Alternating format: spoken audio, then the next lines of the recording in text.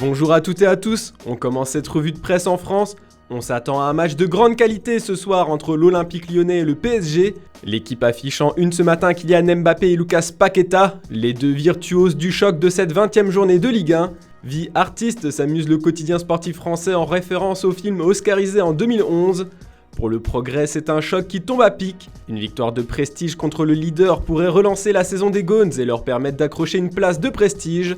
Attention, pour gagner, il faudra surveiller la superstar Kylian Mbappé. Le Français est en feu depuis le début de saison. Et d'après les informations du Parisien, l'international tricolore pourrait prolonger au PSG à la surprise générale.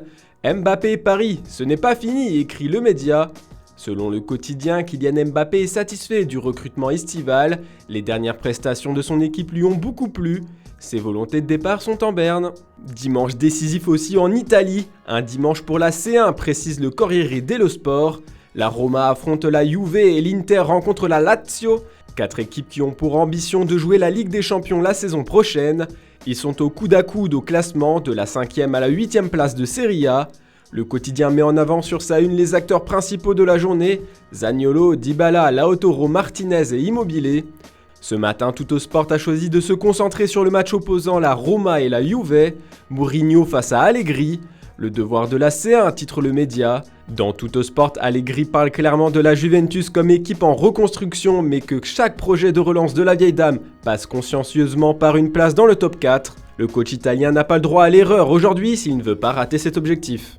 Et l'objectif semble déjà atteint au Real Madrid. L'équipe de Carlo Ancelotti s'est imposée 4-1 contre Valence. Grâce au doublé de Karim Benzema et Vinicius Junior, le Real est seul en tête de la Liga à 8 points de son dauphin.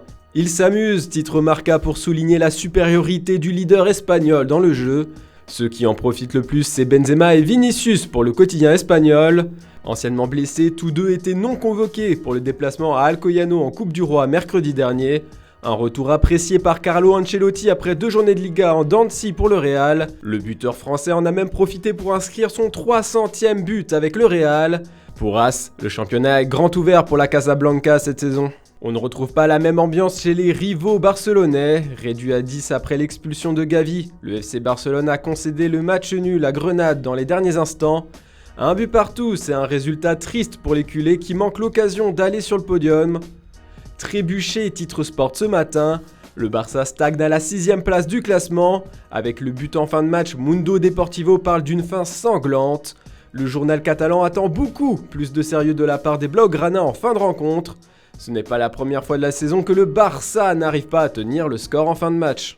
Allez, direction l'Angleterre maintenant. Le nouveau riche Newcastle se fait dézinguer par la presse anglaise ce matin. Et c'est bien normal, les Magpies se sont fait éliminer sur le score de 1-0 au 3e tour de la FA Cup par Cambridge United, club de 4e division anglaise. Pour avoir vaincu le riche de Premier League, The Guardian parle de Golden Boys. Le Daily Express les caractérise plutôt de magiciens de la coupe, surtout l'attaquant Joe Ironside, le héros du match. Pathétique, titre The Sun. Jouant son premier match après son transfert de l'Atlético Madrid, Kieran Trippier a gardé la tête haute en fin de match et s'est dirigé vers une partie des fans de Newcastle. Ce dernier a tenté de ramener plusieurs de ses coéquipiers, mais sonnés, ils se sont dirigés directement vers le vestiaire. Les stars, humiliés de Newcastle, ont eu le droit ensuite à un discours choc de la part des nouveaux propriétaires saoudiens du club. On termine ce tour de la presse avec le capitaine des Red Devils, Harry Maguire. Le défenseur a lancé un appel de ralliement passionné avant le match de FA Cup de demain contre Aston Villa, en disant à ses coéquipiers qu'ils doivent porter la responsabilité de la crise d'Old Trafford. C'est alors le jeu des reproches qui commence, comme le titre le Daily Star ce matin. Car de son côté, la star Cristiano Ronaldo est plutôt sur un départ. Selon le média, le Portugais est mécontent de sa situation et s'est entretenu avec son agent Jorge Mendes au sujet de son avenir chez les Red Devils. Mais Maguire a révélé qu'il avait tenu une réunion de crise avec le patron intérimaire Ralf Rangnick et ses coéquipiers peu performants. Le Daily Express et le Daily Mail rapportent eux aussi les propos qu'ils auraient tenus sur leur première page. Tout cela est de notre faute, j'en ai marre de notre échec. L'international anglais est convaincu que la responsabilité incombe à l'équipe dont Rangnick a hérité d'Ole Gunnar Solskjaer le mois dernier. Voilà, c'est tout pour ce dimanche, on se retrouve dès demain pour une nouvelle revue de presse. N'oubliez pas qu'aujourd'hui c'est le coup d'envoi de la CAN 2021 avec Cameroun-Burkina Faso à 17h. Bonne journée à toutes et à tous.